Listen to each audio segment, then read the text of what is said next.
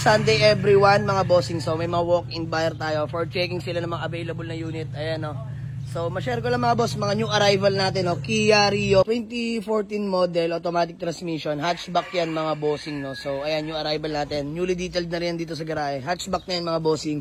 Then yung Hyundai na manual transmission 2017 model. No issue. Ayan mga bossing. And then next, Hyundai Accent din na 2017 again.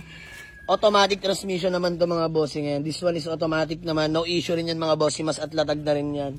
Kasi may mga walk-in tayo. May Honda Civic EF pa tayo dyan na sedan. Tapos Honda CR-V Gen 2 na manual transmission with third row seats. Ayan, presentable ang paint. Newly wash over to mga bossing. Tapos ito, solved na tong inooba natin. Dinidetailed na ni Kuya Aris mga bossing. Solved na rin yung Honda Civic FD natin. Ito, meron pa pala tayong Toyota Vios na Superman 2014 model. Manual transmission mga bossing. Available na rin yan. No? So, meron pa tayong Hyundai Ion, kulay pink. Tapos, Ford Everest na manual transmission diesel engine mga bossing. No? Sa mga gusto mag-walk-in, punta lang sa garahe mga boss. Waze or pin nyo lang sa Google Map. Diyan Malig sa Auto Garage. Paliparan 2. Dasmariñas, Cavite mga bossing. So, open tayo.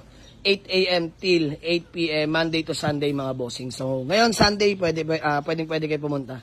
Let's go.